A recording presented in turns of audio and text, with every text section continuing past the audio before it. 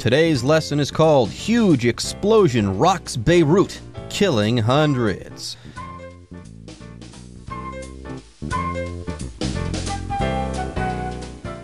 Hello everyone, my name is Jeff. My name is Roger, and today we're talking about an explosion that happened back in August. It was a pretty impressive explosion. I think it was actually captured on a surveillance camera or many surveillance cameras, so we actually got to see what a big explosion it was. It was pretty big, and I'm glad I wasn't there. There was this huge explosion that rocked Beirut, and it killed hundreds of people. Yeah, I saw it on the news. It was all over the place this past summer there. And when I saw it on the news, I couldn't believe what I was seeing. We're talking about a gigantic explosion in the middle of a large city. How terrible. Now, it was a pretty scary situation. It was tough for me personally to watch some of the videos that were being posted online and which you could see on the TV news. Yes, this definitely was a huge explosion, and it definitely rocked Beirut as well. And sadly, it also killed many people. It killed hundreds of people. How sad. What a tragedy. Anyways, let's go ahead and read some more about this terrible situation there in Beirut that took place during the summer. We'll start reading an article about it right after this. Huge explosion rocks Beirut, killing hundreds. A warehouse explosion in Beirut on August 4th killed around 200 people and injured 6,000, shaking up Lebanon's political establishment and its capital city. An estimated 300,000 were left homeless. The explosion, which followed several smaller blasts, sent a mushroom-shaped cloud into the sky and a blast wave through the city. The wave leveled nearby buildings and blew out windows at Beirut International Airport 9 kilometers away. 大家好，第一部分我们看到单字 warehouse， 这个字是名词，意思是仓库。例如 The port was lined with docks and warehouses. 港边有一排船屋和仓库。另外，这个字也可以当动词，指把点存入仓库，像是 The products are warehoused at a factory just outside of San Francisco. 商品被存放在旧金山外的某个工厂里。再来，我们看到名词 blast， 意思是爆炸。例如 Many homes were destroyed by the blast from the bomb that went off yesterday. 许多房子毁于昨天爆炸的炸弹。而这个字当名词时还可以指狂欢，例如 You really should have come along with us because we had a blast at the party last night. 你真的应该加入我们的，我们昨晚的派对玩得很尽兴。另外，这个字也可以当动词，有以下两个意思。第一，指爆炸、爆破、发出巨响，像是 The bomb inside the building blasted out all of the windows when it went off. 建筑物里的炸弹爆炸时，炸毁了所有的窗户。第二，指严厉批评、猛烈抨击。我们可以说 Critics blasted the film's violence. 批评者谴责那部电影的暴力情节。再补充一个相关片语 blast off， 表示发射、离地升空。举例来说 The rocket blasted off into space early in the morning. 那枚火箭于清晨发射进入太空。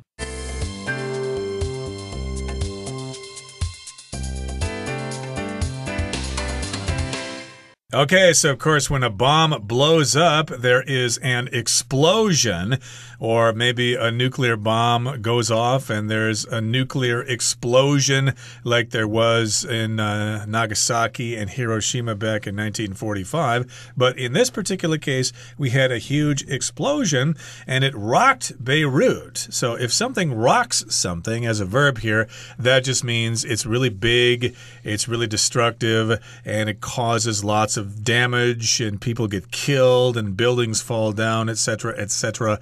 It's usually describing an explosion. Another use of the word rock as a verb means someone plays rock and roll music to entertain someone. You could rock the city or rock the concert hall if you have a loud concert going on. But also, that reminds me of that phrase that was commonly used maybe about 10 years ago. You rock my world, which means you're really great. Thank you for doing that for me. I think that came from a Michael Jackson song or something like that. Sounds good to me. One way or another, this explosion caused Beirut, or a part of the city, to shake violently. It really rocked a part of the city of Beirut. You can also say that an earthquake, if it's big enough, might rock an entire city. It might cause that particular city to violently shake for a certain period of time, as though shock waves are moving through that part of the city, so on and so forth. Anyways, the first sentence of today's lesson says, a warehouse explosion in Beirut on August 4th killed around 200 people and injured 6,000, shaking up Lebanon's political establishment and its capital city. There you go. The city actually shook. It was rocked by this explosion. Now, not only was the city physically shaken or rocked, but apparently the political establishment of Lebanon was shook up a little bit as well. Indeed. So this was an explosion that took place in a warehouse, which is a large building that is used to store things in. We've got lots of warehouses here in Taiwan, of course, storing various things. And this was in Beirut, of course, which is the capital city of Lebanon. And this happened on August 4th of this year. And yeah, hundreds of people were killed and thousands of people were injured. And here we've got shake up as a verb phrase, which means the political establishment had some trouble with this. They received criticism. People were angry. And so they had to make some changes here to shake something up. Sometimes if you mix a drink, you need to shake it up. You need to move it back and forth with your hand quickly in order to mix it up. There you go. Lebanon's political establishment. When I hear this, I think of the people in power politically. Now, usually when you're talking about a political establishment, you're talking about people in power, or you're talking about organizations that are in power, and they are firmly entrenched, okay? They're there, and they're securely there, okay? You're not going to be able to move them unless there is a big, big thing. Something like an explosion might occur, and that might shake things up, then people might start to question this establishment. And yes, it's in here we're talking about power of the political variety. Indeed. So yeah, the government basically got in trouble because of this explosion. So it was shaken up. An estimated 300,000 were left homeless. So these people were not killed and they were not injured, but still they lost their homes. They were left homeless because of this explosion. They became homeless as a result of this explosion. And that's a pretty big number, but because it's such a large number, we don't really know exactly for sure how many people became homeless. So we use estimated here. They just kind of took an educated guess here. They gathered some information and they tried to come up with a general figure, general number as to how many people were homeless. Anyways, the explosion, which followed several smaller blasts, sent a mushroom-shaped cloud into the sky and a blast wave through the city. And there you go. That's the scary aspect of all of this. First of all, you know an explosion is big. You know when a blast is huge, when it leaves a mushroom-shaped cloud in the sky, okay? That's when you know a big bomb has gone off, or if there's been a big explosion. And then also, another scary aspect that you don't see is the blast wave. I've always been told if there's a big explosion nearby, even if you think it's far away, don't go near windows, because there might be a blast wave. That blast wave that you can't see, it might shatter the window and injure you in the process. So if there is a big explosion, you hear it, let's say, and it might even seem far away, stay away from those windows to make sure that that blast wave doesn't get you. Yep, a blast or a small explosion. So in this particular case, these were small blasts or small explosions that happened before the big explosion. And then, of course, there was the mushroom-shaped cloud, which we see in films showing nuclear tests or nuclear explosions back in the 1950s or so. They always had those mushroom-shaped clouds. So yeah, you know there's some kind of trouble there. And the wave, the blast wave, leveled nearby buildings and blew out windows. at Beirut International Airport, 9 kilometers away. So here we've got the verb to level, which means basically to knock something down so that it's level, so that it's like the land. It's not sticking up, it's lying flat. Talk about a blast wave. It was still destroying stuff 9 kilometers away from the center of that blast. How about that? All right, folks, with that, it's time for us to take a short break, but don't go away. We'll have more for you guys after this. The disaster was caused by a fire that ignited 2,750 metric tons of the chemical ammonium nitrate, which was stored unsafely in a warehouse next to the port. The chemical had been taken from a damaged ship that arrived in 2013 and should have been stored correctly. Thousands of people took to the streets the following weekend to protest. Lebanon was already suffering from a severe economic crisis as well as rising coronavirus rates. People blamed the government for corruption and mismanagement. On August 10th, Prime Minister Hassan Diab announced his government was resigning. 第二部分我们看到单字 ignite 这个字是动词，指点燃、燃烧、激起。举例来说 Ross ignited the campfire with a match. Ross 用火柴点燃了萤火。或是 The article ignited a controversy. 这篇文章引起了争议。再来我们看到片语 blame somebody or something for something 表示因点点点而责怪点点点。例如Tina blamed her son for the broken window. Tina 责怪她儿子打破窗户。或是 The residents blamed the factory's poor wastewater treatment for the water pollution. 居民把水污染归咎于这家工厂不当的废水处理。另外再补充2个相关片语。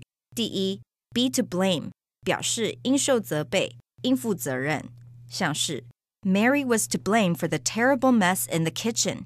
厨房这么乱都要怪 Mary。第二Take the blame 表示负起责任，承担过错，营救。举例来说 Don took the blame for his department not meeting their deadline. Don 愿意为他的部门无法如期完工负责。接着我们看到单字 corruption 这个字是名词，指贪污、腐败。举例来说 Few business people want to start companies in this country because of all the government corruption. 由于政府的贪污，很少商界人士愿意在该国设立公司。最后我们看到名词 mismanagement 指管理不善，处理失当，字首 MIS 表示错误的、不良的。例如 The company collapsed due to the mismanagement. 该公司由于管理不善而倒闭。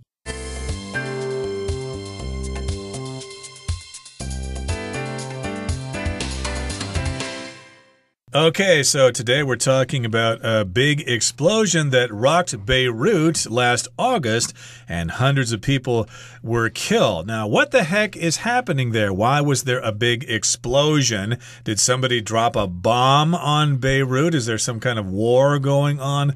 Well, maybe, but this particular explosion didn't really have anything to do with a war or a bomb.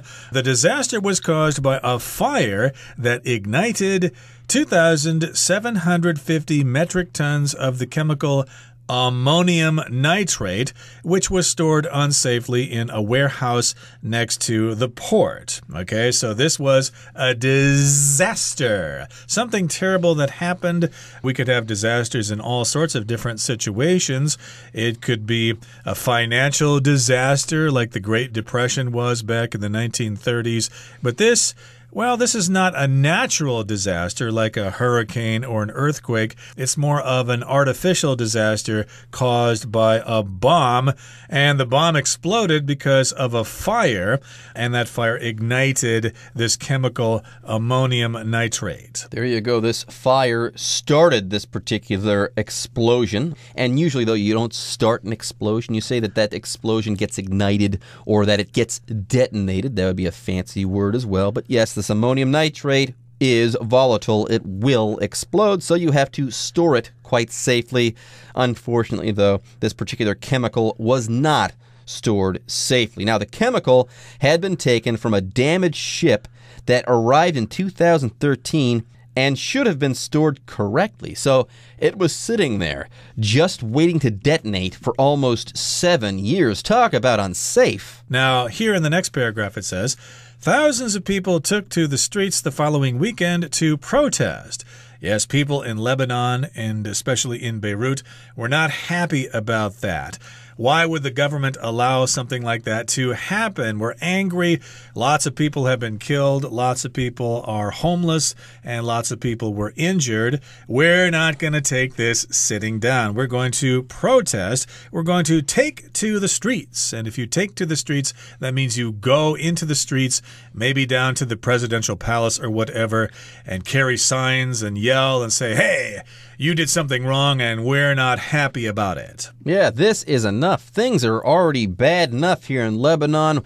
We don't need bombs exploding, or ammonium nitrate, I should say, exploding in our cities. This is just too much. Yeah, Lebanon, it says, was already suffering from a severe economic crisis as well as rising coronavirus rates. So, oh man, a severe economic crisis, a pandemic, and now an explosion in Beirut.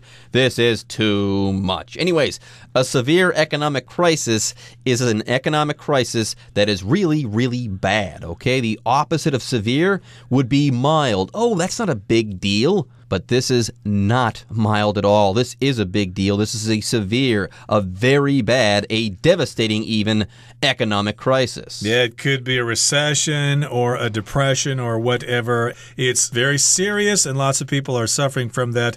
And the people were saying, hey, as if we don't have enough to worry about, now there's this big explosion. Gee, what are you guys doing in the government there? What are we paying you for? You guys need to quit the job and go find work as a dishwasher or something. You're totally useless. You're incompetent.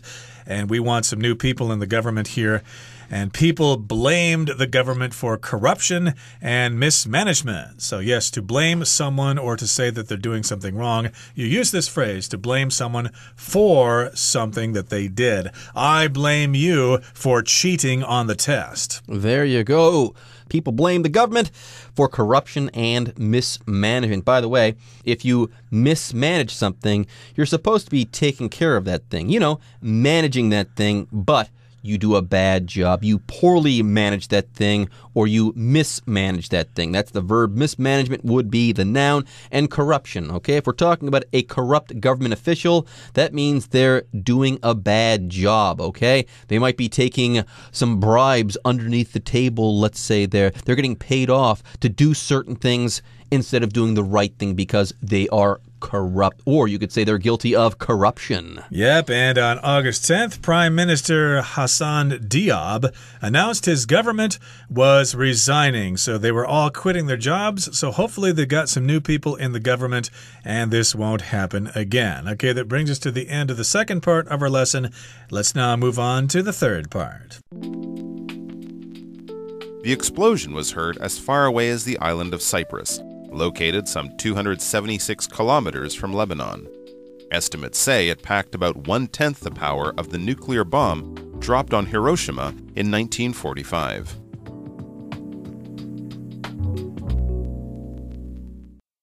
Okay, the explosion in Beirut was a big deal. It was huge. And no, we could not hear it here on the island of Taiwan, but the explosion was heard as far away as the island of Cyprus, located some 276 kilometers from Lebanon. And there's more. Estimates say it packed about 1/10 the power of the nuclear bomb dropped on Hiroshima in 1945. Oh my goodness, that's a big explosion. Yeah, these are estimates, guesses again, educated guesses. And here we've got the verb to pack a punch. That just means it has this power. And that's pretty severe there. 1/10 the power of the nuclear bomb that was dropped on Hiroshima way back in 1945. That was pretty powerful. Lots of people died. So this was no small explosion. And the people of Lebanon and Beirut have a right to be angry. Okay, that brings us to the end of our explanation. It's time now to listen to our Chinese teacher.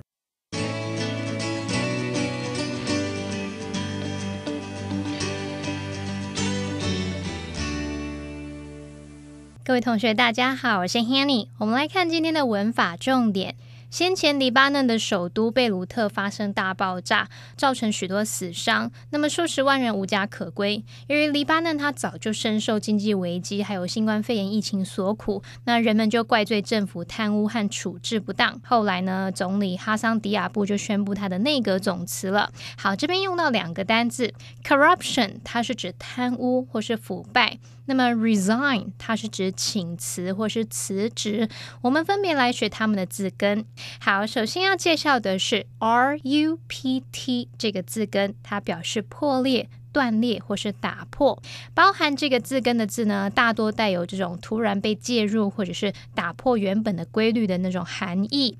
那么在 corruption 这个字当中，它的字首 COR 是来自 COM， 只是因为 COM 它碰到字母 R 会被同化成 COR。 好，那这个字首它就有强调的作用，而字根 RUPT 它表示破裂，那么 ION 是名词字尾。好，那么试着想，当所有的事物全都分裂崩坏，这样也许可以联想到 corruption 它有腐败的意思。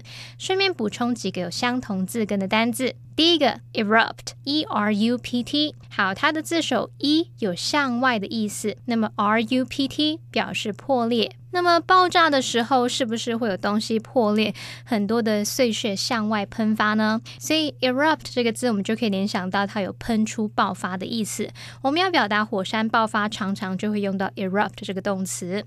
好，第二个补充的是 interrupt， 它的字首 I-N-T-E-R， 它表示在什么什么之间，那么 R-U-P-T 表示打断。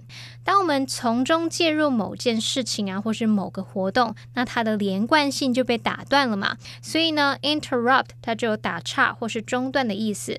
好，第三个补充的是 abrupt A-B-R-U-P-T， 好，它的字首 A-B 有分离的意思， R-U-P-T 表示打断。那么当某个东西它突然断裂分离，是不是会让人有一种很突然很意外的感受呢？也许我们就可以用这样的方式来联想 abrupt 它有意外的、突然的、唐突的意思。接着来看 S-I-G-N sign 这个字根，它有标记、指示、符号或者是签署的意思。那么在 resign 这个字当中，它的字首 R-E 表示相反，那么 S-I-G-N 表示标记。什么叫相反标记呢？其实这个字是有典故的，它原本在拉丁文里面是指账簿上面画反记号来核销原本的注记，那后来就引申出辞职的意思了。我们同样补充几个相同字根的单字。第一个 assign A-S-S-I-G-N， 它的字首 A-S 是来自 A-D 表示朝向，只是 A-D 摆在 S 之前会拼作 A-S。 那么字根 sign 它表示标记。同学们可以试着想，当你拿着一张单子，针对朝向每个人去标记他们各自要分配的数量或是工作，这样就可以想到 assign 它有指派、分配的意思。好，在第二个补充的是 design 设计的这个单字，它的字首 D-E 表示 out 向外，那么 sign 表示 mark 标记。好，同学们小时候有没有玩过那种依照数字顺序把点点连线在一起，把它连成一个图案？那当我们把所标记的东西把它绘制出来，也许就可以联想到说 design 它有设计、构思、计划的意思。好，以上是今天的重点整理，我们回顾今天的单字吧。Warehouse. The company stores its products in a huge warehouse before shipping them to customers. Establishment. Picasso's paintings often shocked members of the art establishment. Estimate. The producers estimate that about 30 million people watch the popular TV show. Blast. Several people were injured in the blast, which was caused by a gas explosion. Disaster. The oil spill was a disaster for wildlife and nearby beaches. Severe. A severe storm is due to hit the coast of Florida in the coming days. Resign. The politician was forced to resign when news of the scandal was published.